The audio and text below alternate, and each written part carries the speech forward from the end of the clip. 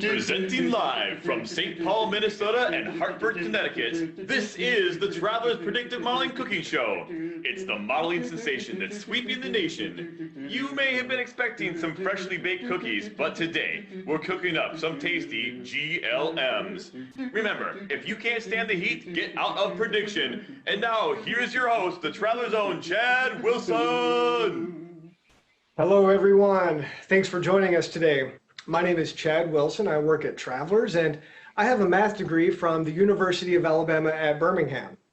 We are so excited to be partnering with the CAS to bring this special show to you today, the Travelers Predictive Modeling Cooking Show.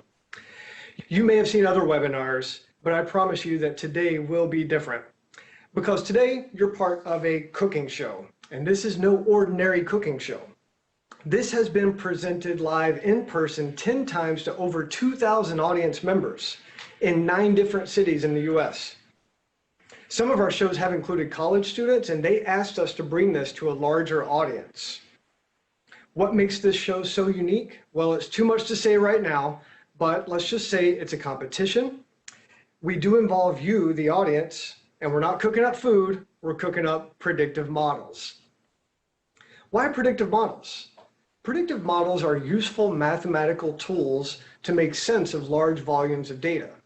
As you can imagine, insurance companies with their policyholders and claims really need to understand that data in order to succeed. This is your chance to see it all in action, to peer into the kitchen of a modeler, to see how they build predictive models.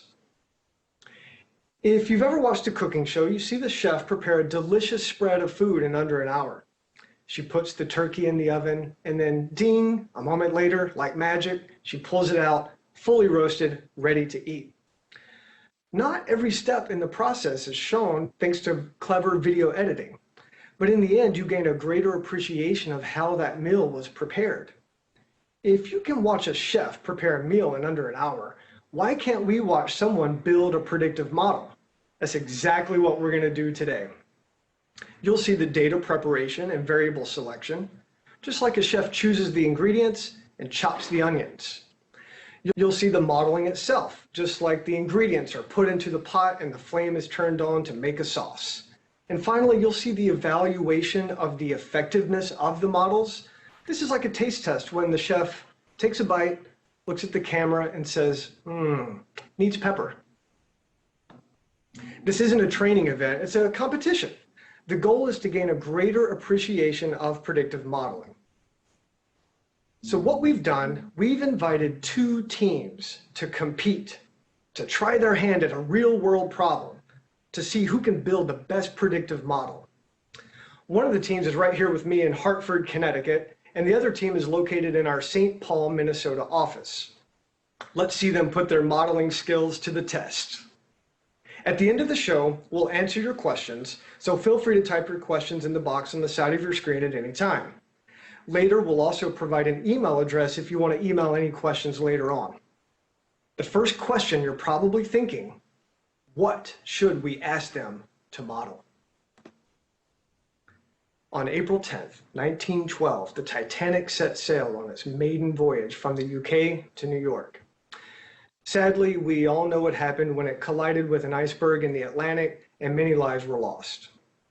But did you know that there is data on most of the passengers that sailed that day, including whether they lived or died? What if we give that data on a subgroup of the passengers to our modeling teams and ask them to build a predictive model on who would live or die based on the features in the data? Later in the show, I'm going to run their models on a holdout set of passengers they have not seen before to see if they can predict.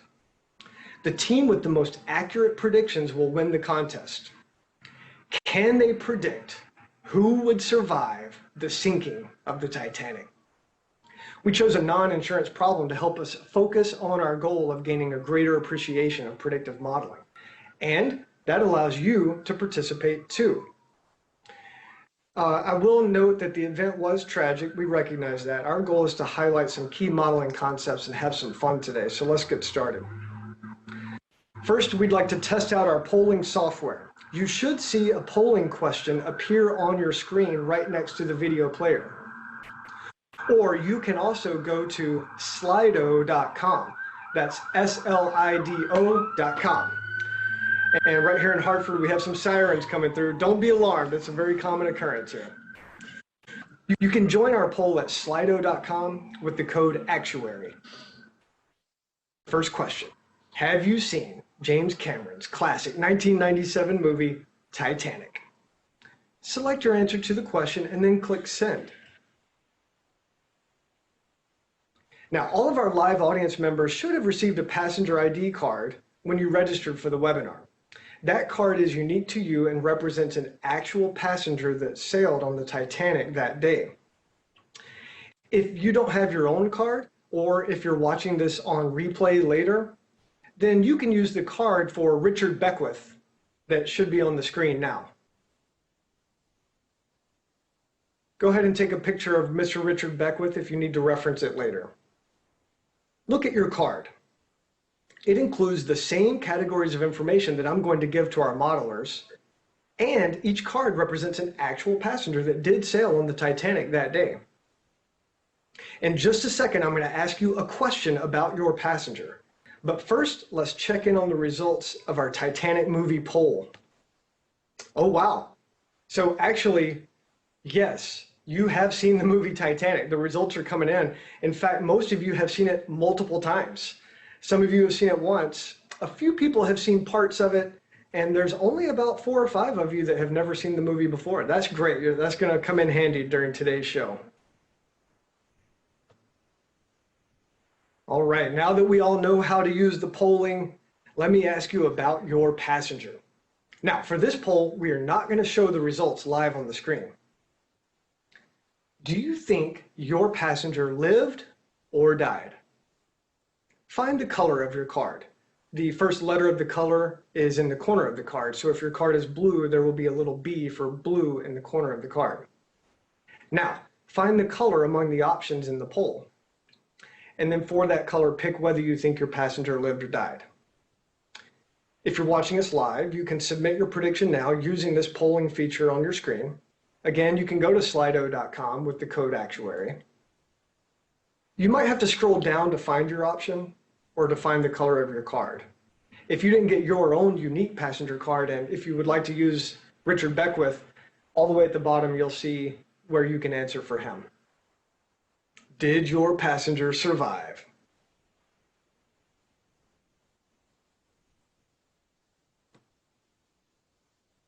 I'm looking at the results. I see a lot of you voting. Good.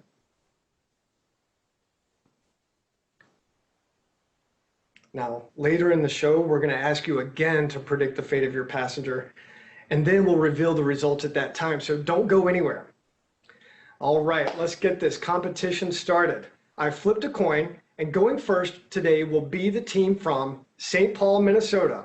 I'm excited to introduce Rick Sutherland to you, who will be hosting the team out in St. Paul. Take it away, Rick. Thanks, Ted. Yep, I'm Rick Sutherland. I am here in St. Paul, Minnesota, right in our kitchen at the Traveler's Office, and I'm so excited to be presenting to the viewers from CAS Student Central today. I'm an actuary here at Travelers. I graduated from a college right here in Minnesota, St. Olaf College, and I had a major in mathematics.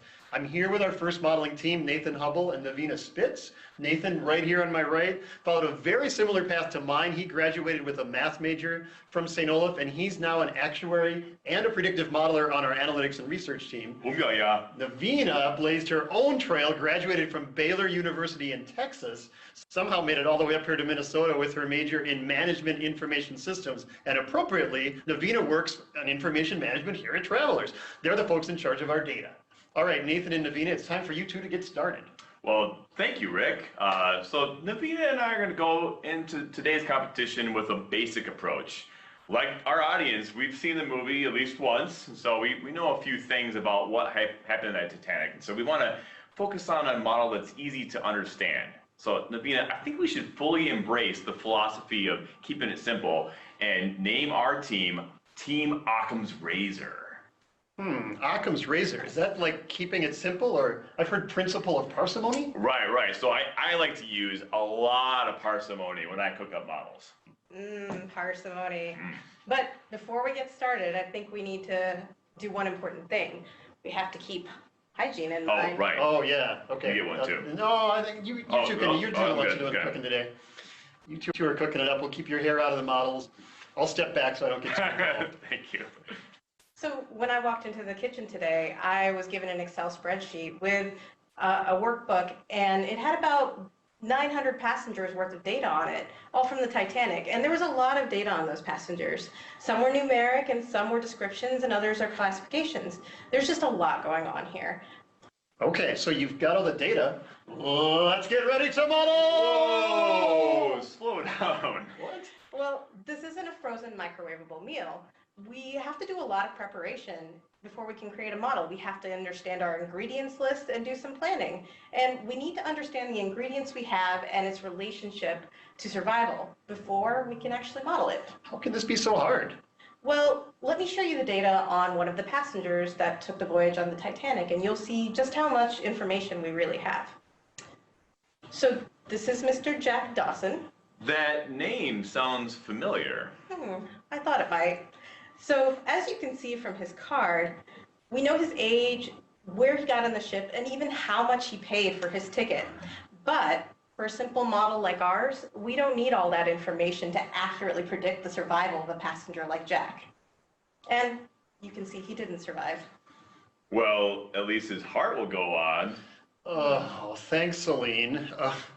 This is a good time to remind our audience members, your cards don't say whether your passenger's heart went on or not, but that information is in our data set for each passenger. And at the end of today's show, we are going to reveal your passenger's fate. So keep thinking about the characteristics on your card. And even if you have Richard Beckwith, think about him throughout the show. All right, Navina, Nathan, let's get going. Okay, great. So Nathan, based on what I remember about the movie, maybe we should start with gender. Great. Okay, I'm going to start here by whipping up a couple of quick visuals showing the relationship between gender and survival. This is a pretty simple version of what we call exploratory data analysis, or EDA, and I'm trying to get a good feel for the data as well as understand the relationships that you may want to consider as part of the model.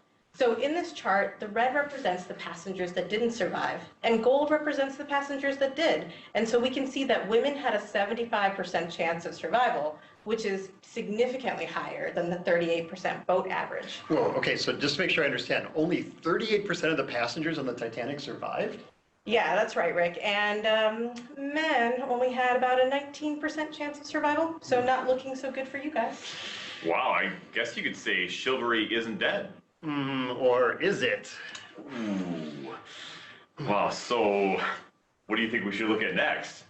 So if I remember correctly from the movie, the class of the passengers impacted their priority of boarding. So maybe we should see if the data says anything about that. Good call.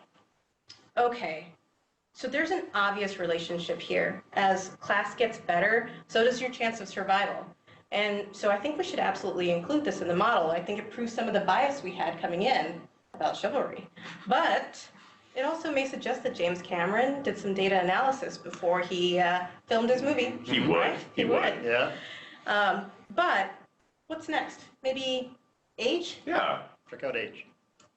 Okay, so now on this one, this looks a little different. I see you've separated the data into a whole bunch of age brackets. Navina, how did you choose these groupings? Right, so I find it easier in general to logically group up information. And so I separated out young children into a small group, and then I went up by decade. And so I'm really trying to ensure that there's enough data in each grouping. It's a good idea with the groupings. We can notice right off the bat that children survived at a higher rate. Right, and with what we already saw about gender, I guess that old mantra of women and children first really did hold true on the Titanic lifeboats. Agreed.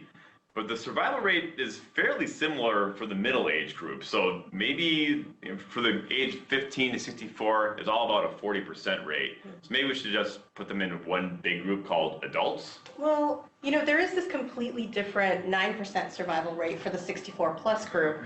Should we have a separate category for seniors? Could, but it's such a small sample size. I feel like we should just keep them with the other adults. Okay, that makes sense. So then you've got children at the top, you've got adults in the middle, but you've still got that bottom category missing. 177 people where you don't even know their age. Nathan, what are you going to do with that group?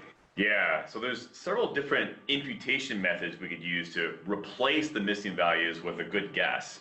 We could replace the missing records with the boat average age of all the passengers on the Titanic. We could try to predict the missing ages using the other variables. But to keep things simple, I think we should just leave it as its own separate category of missing. Okay, makes sense. 3 categories, children, adults, and missing. What's next? Model? Well, we're getting close, Rick. I promise. Okay. There's so much that goes into building a model. And much like an iceberg, there's a lot of data analysis work that goes on beneath the surface. Whoa, was that a double pun? Could have been. Wow. Could have been. So I think let's look at one more variable. Fare was really interesting when I looked at it. Let's Okay. take a look. Oh yeah, that is interesting. Look at all those different fare amounts. Yeah, in our whole data set, we see people who paid less than $10 and people who paid well over $50 for the same voyage. So it looks like the fare paid could be almost any random number. What are you going to do to analyze this? I say we group it up like we did age and see what that says. I think that'd be interesting to see. Let's take a look. Okay. Oh yeah. So there's definitely a relationship here, and this graph's a little different, so let me walk through it. The left-hand axis is related to the bars and shows the number of passengers. On the right-hand side, those percentages are related to the lines, and it's the percentages of passengers surviving in each group. And at the bottom, the x-axis, you can see the breakout of the ticket prices. And we can see as the ticket prices increase, so does your chance of survival. Guess you get what you pay for. So I do worry about this variable. There could be a strong relationship between fare and class. It opens up the possibility of an unstable or overfit model. That's probably true, but there is a strong correlation here. How about we keep this in for right now and let the model decide how fare fares. Yes, I like that. Fair fares. So I think we have all of our ingredients. We identified the right features to build the model, and they all have strong correlation to survival. I think some of the other variables, like the name of the passenger or the ticket number, don't seem to be good variables by themselves. And at the surface, they don't appear to have obvious value for predicting survival. Probably take a lot of data engineering work to extract value out of them. Okay, that makes sense, Nathan. So you've got these 4 ingredients, so how are you going to take them and turn them into a meal? Well, welcome to my corner of the kitchen. I'm going to first open up my favorite modeling software, RStudio. But I need to make a few choices before I begin modeling. First, what kind of model am I going to build? Second, what data am I going to include when I build the model? And third, how am I going to measure the performance of this model? So for this kind of problem, we're predicting the probability of whether somebody lives or dies, 0 or 1, which is a binary classification problem. There are many different approaches for this, but I'm going to go into my GLM cabinet, which happens to be right over here, and pull out my logistic regression model. Ooh, that is beautiful, Nathan, but I don't speak your language. GLM, logistic, can you explain a little more what those words mean? So GLMs are generalized linear models. They're much like linear regression, where you model a linear relationship of one or more variables with a target variable. GLMs add some incredibly nice additional flexibility, and logistic regression is one type of GLM that is perfect for predicting probabilities. For today's modeling problem, I'm going to say if the predicted probability of survival is above 50%, then we are predicting that that passenger lived. Okay, so that's settled. You're using a logistic regression model. But now what about all the data?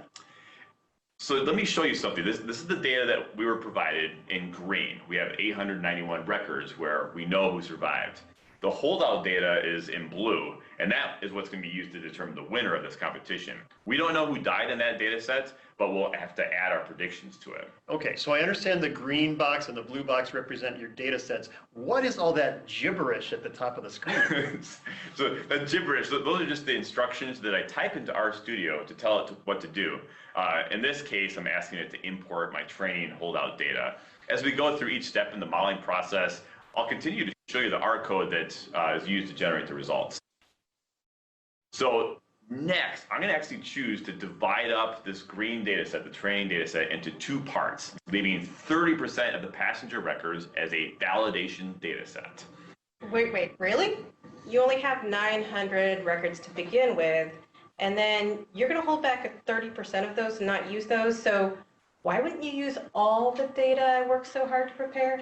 Well, with data sets this small, it can be really easy to find something that seems important in the training data sets that just doesn't generalize to other data sets. So we need to be very cautious about being duped into believing these features. And so the validation set will serve as a taste test to detect any overfitting. Okay, Nathan, I get that. So now you split the data into three sets: training, validation, and holdout. And I understand for today we need that holdout data set to determine the winner of the competition. But in the real world, at Travelers, when you're building insurance models, do you always reserve a holdout set? That's a good question. Having just the training and validation sets are sufficient for most analyses. The holdout is an option for the modeler to have a final taste test, but often the validation data serves that purpose. Okay, that makes sense. I think you had one more decision to make before you start cooking, something about measuring performance of the model. Right. There are many ways to measure how well a model is performing. So I'm going to rely on two different measures today. First, we'll measure accuracy, which tells us how often our model is correctly predicting who lives or dies. We want our accuracy percentage to be as high as possible. And this is also really important for this competition because it is going to be used to determine today's winner, which is going to be based on the accuracy on the holdout data set. But I also want to use a second measure called the AKI information criteria. What? We'll just call it AIC from now on. Okay. So kind of like accuracy, AIC tells us how well the model's predictions line up with the observations, but it adds a penalty for each additional variable we add to the model. So unlike accuracy, we want AIC to be as low as possible. So this will help to make sure that we're keeping things simple. Okay, I got it. AIC and accuracy will determine how good your model is. That's all the decisions you needed to make, Nathan? That's right. Let's build our model. Finally. All right. So just to show you how this works, I'm going to start with the simplest possible model. This is called intercept only. Now there's a lot of stuff going on here, so let me walk you through it. So first, let's look up at the top. Here's the R code, or the gibberish, that is used to generate this model, as well as my initial model performance. So we're starting with an AIC of 834, and we want that to be as low as possible. And we start with an accuracy of 62%, and we want that as high as possible. Okay, hold on though. 62% accurate, and you haven't put any ingredients on the plate yet. There's no variables in your model. How can you already be 62% accurate? So this is a pretty morbid model. It basically predicts that everybody dies. And since 62% of the passengers actually died, we get credit for all of them. But I think we can do better than that. Okay, so if you predict that everyone is Jack Dawson, you're just going to be 62% accurate. But okay, but I see a lot of other numbers and colors on the bottom of the screen. Tell us more what's going on down there, Nathan. Yeah, so the section down below keeps track of how our model is performing on the ingredients that Navina worked so hard to derive. So the colorful column is the remaining errors. That is how we know there's a lot of opportunity to create a better model. So let's add in our first ingredient, gender. So let's see. I'm first noticing AIC and accuracy, and AIC decreased, which is a good thing, and accuracy increased, which is what we'd expect. Okay, but Nathan, where did all these factors and percentages come from? Did you have to calculate each one separately yourself?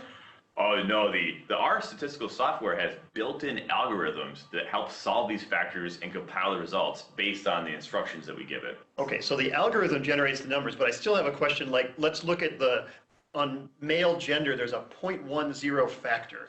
What is 0.10 telling us about males?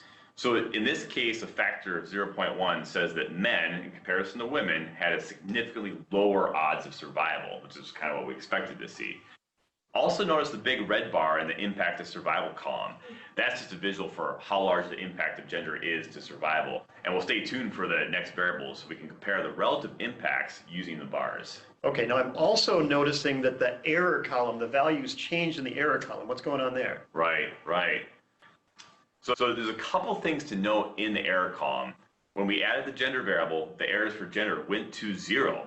And that's what we expect to happen with logistic regression. It will fit the data you provided perfectly.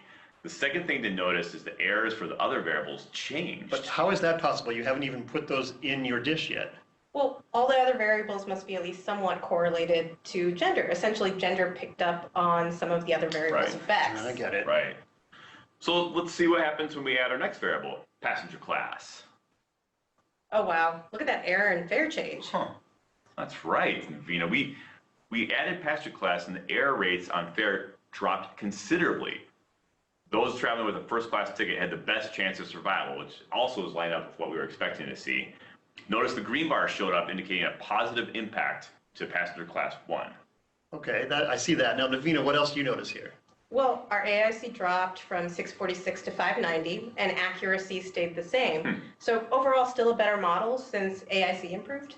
Okay, but how is it possible that your AIC would improve and accuracy doesn't even budge? You know, I was wondering the same thing. I think it's likely due to the fact that none of our predicted probabilities shifted over that 50% threshold. So let's add age next. Okay, so when we add age to the model, we again get an improvement on both AIC and accuracy. Yeah. So children are seeing the largest impact on survival. No surprise there. Let's try our last variable. Let's add fare. Okay, so our accuracy is improving, but AIC is going up. Uh-oh. Yeah, that's the wrong direction. We want to lower AIC, but it doesn't really surprise me. The model's being penalized for being too complex. Now I think is a time we should pause and take a look at the validation data set. So up to this point, we've been focusing on the training set. So when we look at the validation accuracy for the 4-variable model, we get more of the story. It appears in the validation data that AIC and accuracy deteriorate when we move from the 3 to 4-variable model, suggesting we're probably overfitting. So I think we should drop fare and revert to the 3-variable model. Okay, so it sounds like you tasted something you didn't like when you added that 4th ingredient, so you decided against including that fare in your final recipe. Right, that's right, Rick. Every good chef pauses to do a taste test every once in a while and adjusts accordingly. Okay, well, so it looks like your model has a 79% accuracy overall. That's pretty impressive. So I need to ask, is that your final model? Final model. All right, great work, you two. Hey, Chad, we've built our model here in St. Paul. We're going to send it back to you in Hartford now for the second half of the show. All right, thank you, Rick. Now, they have submitted their final model. We're going to turn it over to our next team to get them started right after this brief commercial message.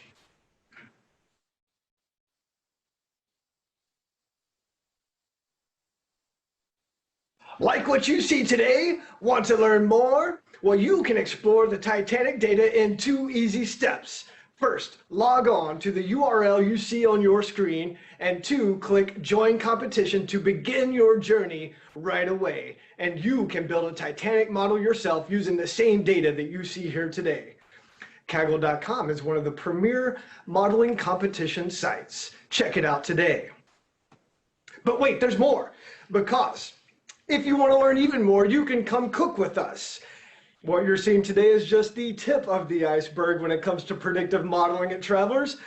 Travelers offers opportunities in my mustache isn't working, in full-time roles in summer internships in actuarial and analytics. Go to careers.travelers.com and learn what it's like to work under the red umbrella.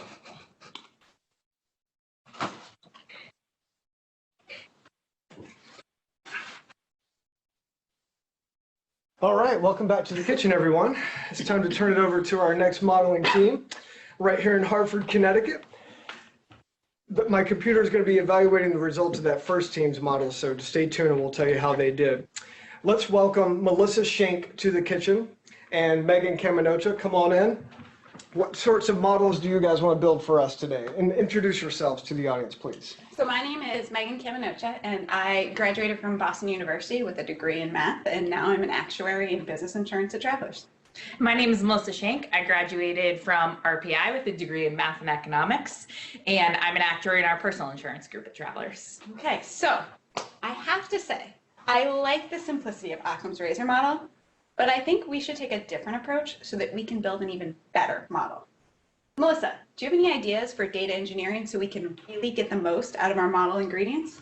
I absolutely do, Megan. But first, let's give our team a name. How about slice and dice? Because I think if we cut a little deeper into some of these data fields, we'll discover additional flavor that Occam's razor never found. Slice and dice sounds perfect. Okay then, so first I'm gonna load our data into R using the Jupyter Hub. So here's my R code and the first few data records and features. I'm gonna start with the same basic attributes that Nathan and Navina looked at. Gender, passenger class, fare, and age. Okay, I like starting with gender and age, since those are obviously important. But I'm wondering if we could get a little bit fancier. Maybe age mattered more for males than females. Maybe there's some sort of interaction. Is there an easy way we can see how gender and age relate to each other? Megan, prepare yourself. I'm about to get upper deck of the Titanic fancy. I was thinking along those same lines. So I want to take a deeper look at the name column in the data. I think there may be a way to get at both age and gender in the same field. Okay, so we see gender and name here. No big deal, right? What will this tell us? Well, what if we focus in on just one specific element of that name field? Oh, I see. You're looking at Miss, Mrs., and Mr. rather than just the name itself. Exactly. And we'll call that the passenger's title. I'm going to extract just that title portion from these data fields. So now I'm going to simplify my table here to pull out just gender and title for those same 5 passengers. It looks like Mr. correlates to male, while Miss and Mrs. correlate to female. Okay, so there's definitely a correlation here between title and gender, but what about age? Good question. So I'm going to build a table here with title and age. And I'm going to say that anyone under 16 is a child and everyone else is an adult. So for each of the titles, we see a number of passengers in each of the age groups. I'm also going to group all the less frequently occurring titles in one bucket and call it other titles, just to avoid any overfitting while building the models. Okay, so the title master occurred 36 times, but that was only with male children. That makes sense. And Mrs. occurred 105 times with female adults. That makes sense to me. Okay, so there's a correlation here between title and age. So it looks like title is getting at the gender and age interaction. This is definitely going to add some flavor to our model. But what other ingredients do we have? Well, what if we start by looking at the available data without any preconceived ideas, just to see what value there might be in other variables that we haven't even looked at yet? Is it sort of like a taste test of all the possible ingredients? Exactly. Oh, look at this one. I see a downward trend in part of this graph. Okay, so hang on one sec. On the x-axis here, it's labeled SIBSPA. What is SIBSPA? Good question. SIBSPA is the number of siblings or spouses that were aboard the boat with you. So it's one of the data fields for every passenger, and it even appears on the ID cards our audience has here today. So on this graph that I'm looking at, each bar represents a cohort of passengers with the same SIBSPA count. So on the far left, the height of the bar shows there are about 600 passengers with no siblings or spouses on the ship. And the line shows that about 35% of them survived. So Megan, you're right that it shows a downward trend, but that doesn't start until we have one sibling or spouse. Yeah, what's happening here at 0? Why would the survived percentage be lower for the single people? So this might actually highlight why models can be so powerful. They get at the multivariate effect that can exist within data. We saw earlier that adult men had a lower chance of survival. Maybe that group without any siblings or spouses is made up of mostly adult men. Why don't we look at the same graph, but exclude the male passengers? Good idea. Oh, look at that. Interesting. It looks like you're right. When you look only at the female passengers, now we don't see that dip in survival at the 0 siblings and spouses. So this looks promising, but why would siblings and spouses matter? Well, I keep thinking back to the movie, and there just seemed to be so much commotion. Maybe trying to find your loved ones affected who got on the lifeboat or not. So I glanced at other variables in this data, and SIBSPA isn't the only variable that relates to who the passenger was traveling with. There's also a field called parch. Parch, that's how thirsty the travelers were that day. No, Chad. No? That would be a silly data field. I'm parched. Nope. No. Nope. Parch is short for parents and children. Oh, Or that how many makes- parents and yeah. children the All right. passenger was traveling with. That's But what you I were thought. close. That's on the audience ID cards too. So what if we combine Parch with SIBSPA to calculate the total size of the family on the ship? So I'm going to create some groupings to represent each type of family size. If the group size is 1, then we'll call it an individual. If the group size is 2, 3, or 4, we'll call it a small family. And if the group size is 5 or more, we'll call it a large family.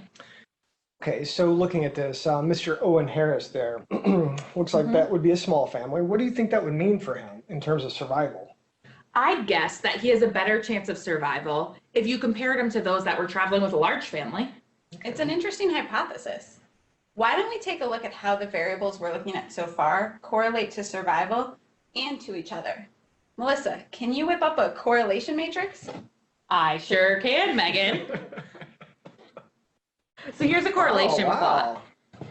The dark colors in large numbers indicate if a feature is positively or negatively correlated to another feature or response variable. So if we focus on that middle diagonal, all the boxes are dark blue and say 1. That's because we're comparing the same feature to itself. So it has 100% correlation. Okay, so if I'm looking at this, I see a dark red square with negative 0.3 where passenger class lines up with the survival. What does that red negative 0.3 mean in that situation? Well, essentially, your chance of survival goes up as your passenger class number decreases. Oh, I see. So first class passengers, the number 1's less than the number 3, but they were more likely to survive. Exactly. I see. Now, let's do another. I want to ask about one more. There's another one here, this darker red. It's negative 0.5, where fare and passenger class meet. What's going on there? Yeah, so those fields have an even stronger negative correlation. So it probably wouldn't make sense to include both of them in our model. Gotcha. That reminds me of what Nathan found earlier when he found that passenger class and fare were tied together in some way. Yeah, exactly. All right, so can we look at correlation to survival for those newly derived features? Absolutely. So looking at this, there are some clear correlations between survival and our derived fields of title on the left and family size on the right. Okay, so if we're thinking back to Mr. Owen Harris, remember he was in a small family. Looking at the blue box there says he's more likely to survive, just like you said. That makes sense, and it confirms the hypothesis you made. Exactly. Well, Megan, I think I've sliced and diced this data as much as I can. It's your turn to put your master chef skills to the test. Okay. Well, thank you, Melissa. Okay. I'm going to start with some of the same variables that Nathan looked at, passenger class, gender, and fare. But I'm also going to look at title and family size, the new variables that Melissa prepared. And I'll look at port of embarkation, or where the passenger got on the Titanic. Okay, that sounds good.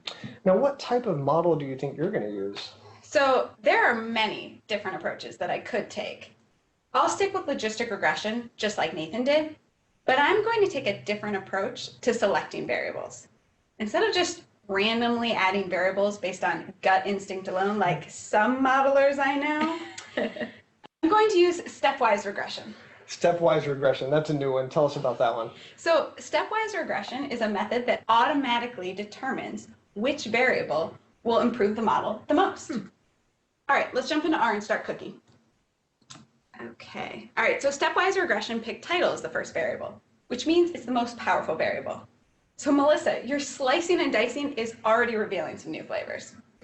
All right, so starting with only title in our model, we'll think of this as our base. We want to have a nice solid variable to start with, so as we add the other ingredients, we can really focus on how the flavor changes. Okay, that makes sense. Now, can you explain to our audience here what's going on in this graph that we see? Sure, so this graph shows model accuracy, which is a metric that you said you were going to use to determine who wins today. So that's why I'm focusing on that.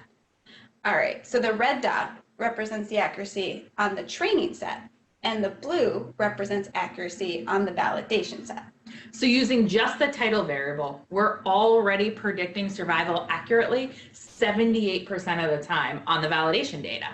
And remember, the model hasn't seen the validation data before, so it's keeping us honest. All right, what's next? Oh, passenger class looks predictive.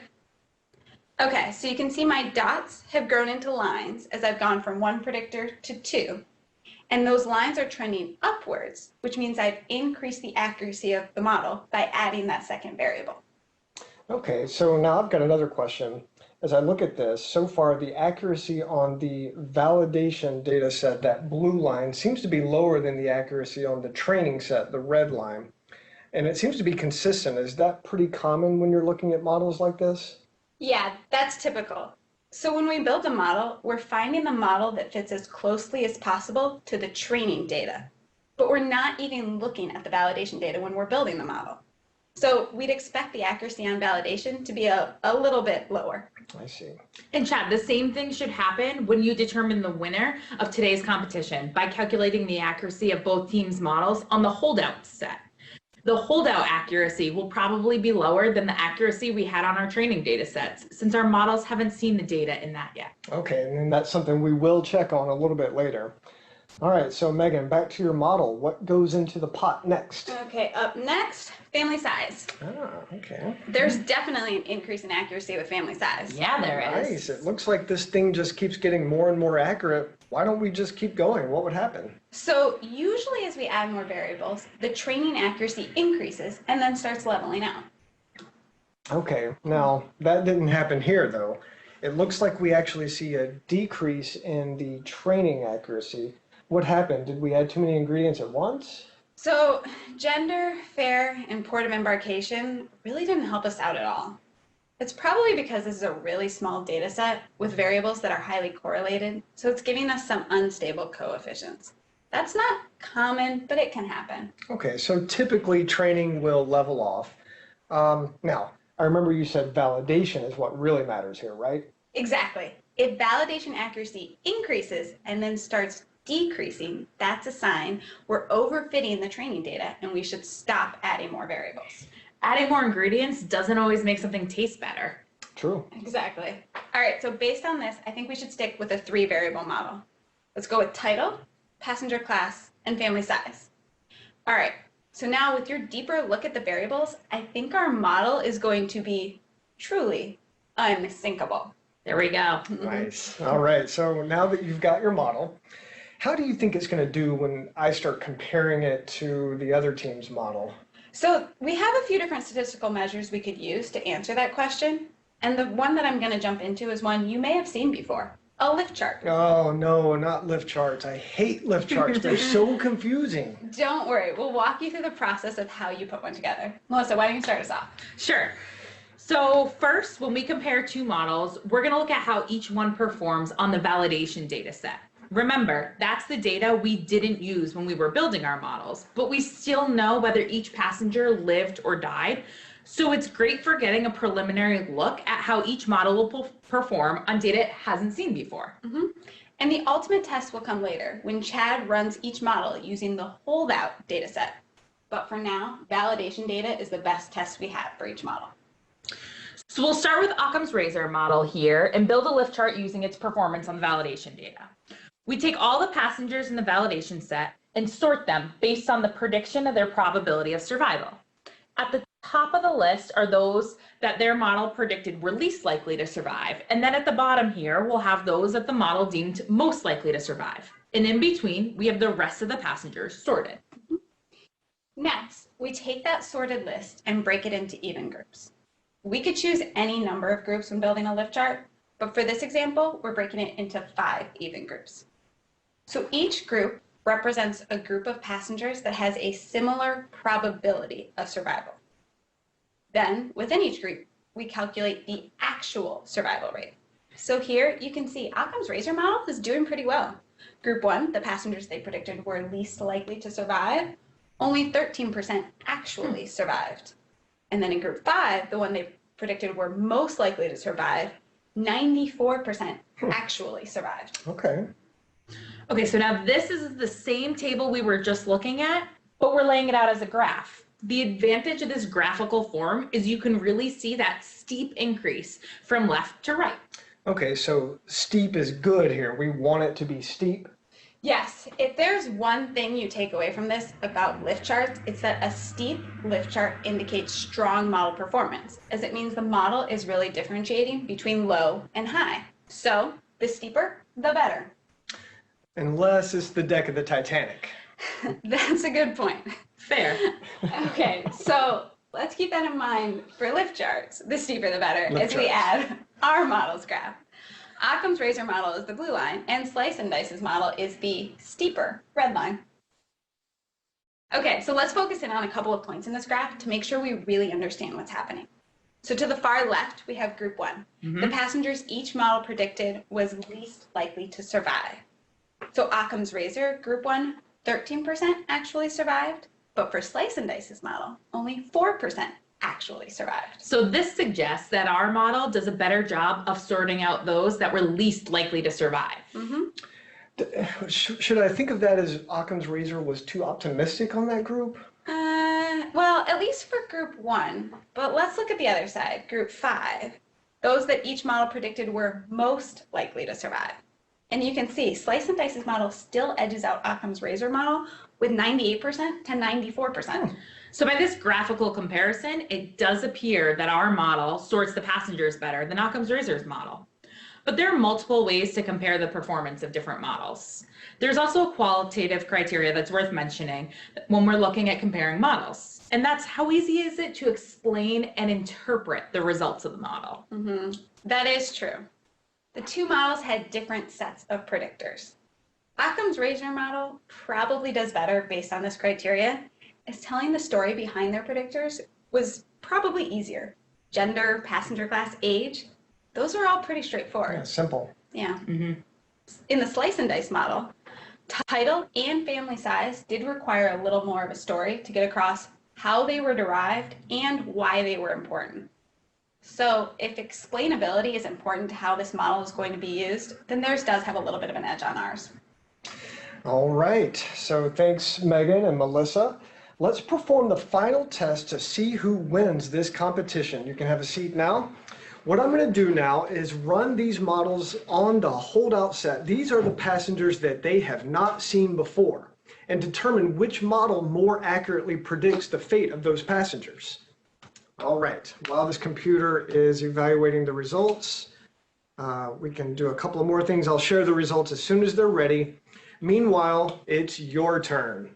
In just a second, I'm going to ask you again to predict the fate of your passengers. To recap the models on the screen, Occam's razor, simple. Male passengers were more likely to die. Third-class passengers, more likely to die. Slice and Dice, though, they brought in some subtle hints of predictive value where, yes, men were more likely to die, but if you had the title master, that meant you were a young boy and you were more likely to survive. And then they brought in the bold flavor of family size, where large families were more likely to perish. All right, so it's your turn now. Did your passenger live or die? Our final poll asks you one more time to predict the fate of your passenger. You can vote now using the interactive polling feature on your screen, or you can go to slido.com with the code actuary. Again, find the color of your card and vote whether you think your passenger lived or died, and it is okay if you change your vote based on what you saw during the show today. Remember, we've done this show to live audiences multiple times, and we've been collecting this polling data all along, and we can share with you how audiences have done in the past. In the middle of the screen, we're going to show you the collective results from the first poll from our past audiences, the one taken at the beginning of the show before the audience has seen the modelers do their thing on stage. At that time, across all of our shows, the audience accuracy was about 58%. Not bad. Now let's compare that to the accuracy of the results after they watched the models perform their modeling in the second poll near the end of the show. Ideally, if people are learning something from watching, then we'd see their predictions get better. So how'd they do? Their accuracy increased to 70.5% after watching the modelers do their thing. That's pretty good. It looks like we are teaching people something about predicting.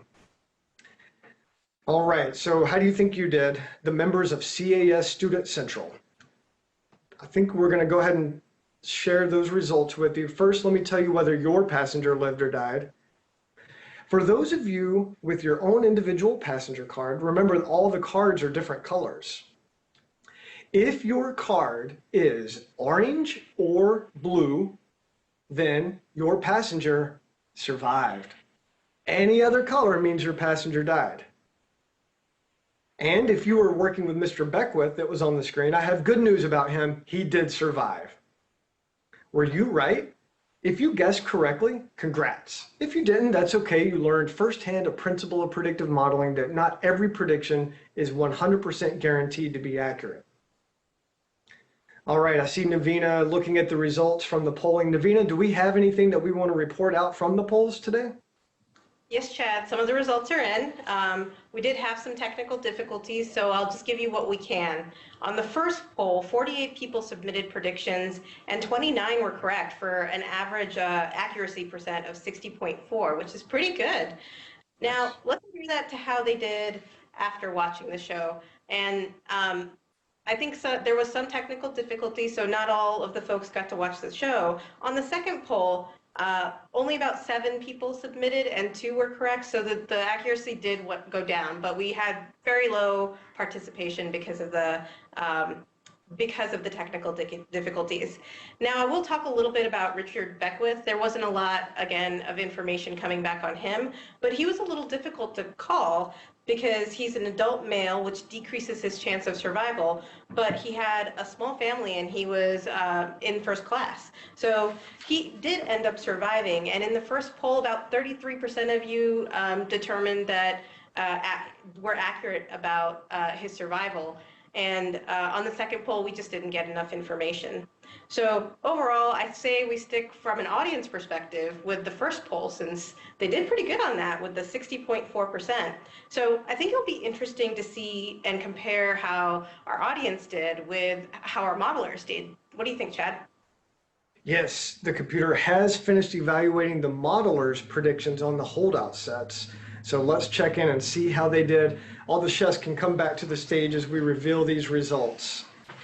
All right, let's see. Now, remember earlier we saw that Occam's razor was 79% accurate on both its training and validation sets. That's the team out in St. Paul, Minnesota. How did they do on the true test, the holdout set? 77% of the passengers were predicted correctly. Good job, Occam's razor. I see some high fives out in St. Paul. All right, Hartford. Let's see how Team Slice and Dice did. Can they top Occam's razor when we apply their model to the holdout set? Of course we can. All right, let me get these results here. Looks like Slice and Dice guessed correctly on 78.5% of the passengers. Based on accuracy alone, Slice and Dice wins the competition. All right, so important to keep in mind, while Slice and Dice did win the competition today based on accuracy, I'll remind you of what we were talking about earlier, that sometimes you might choose a different model for different reasons. Sometimes models are easier to explain.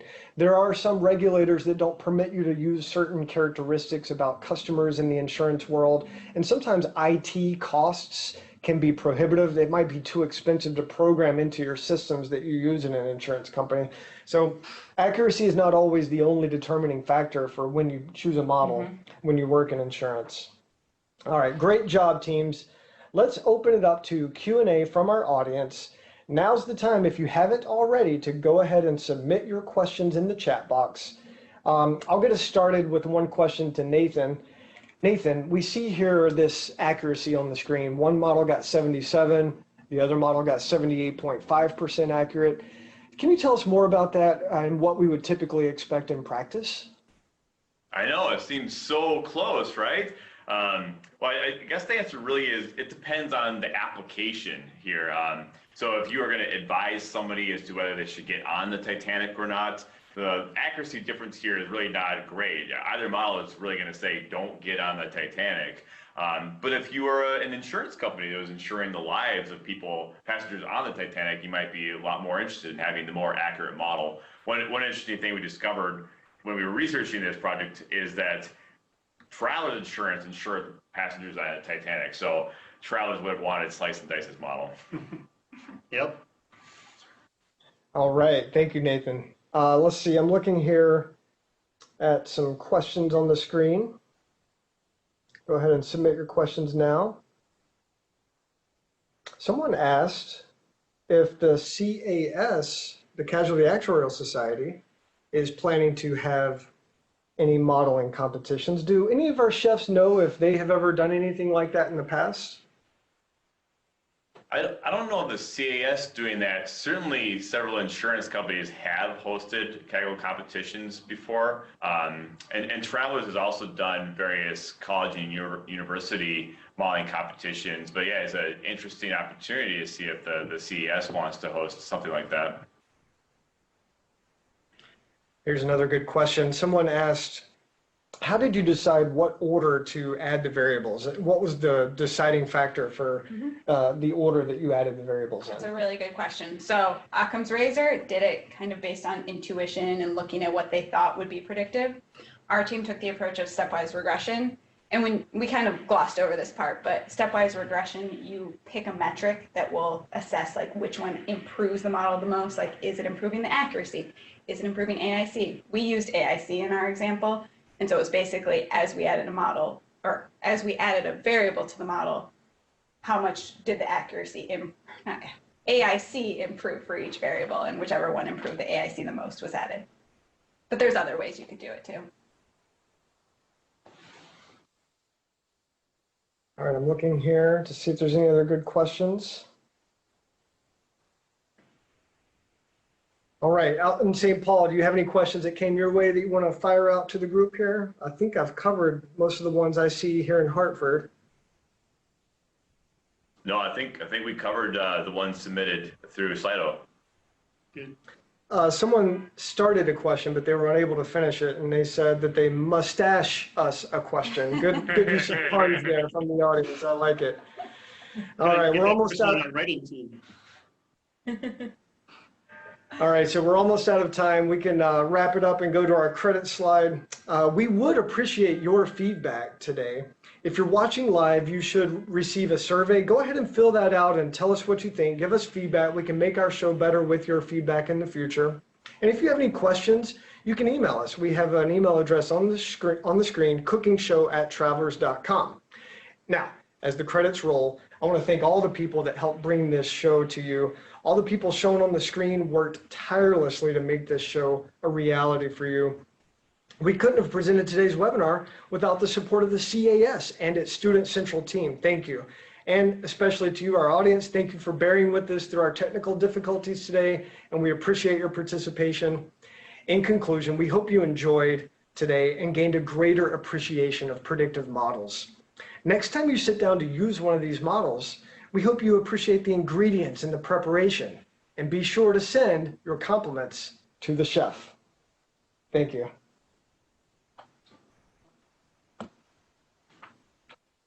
This concludes today's program. Thank you and have a great day.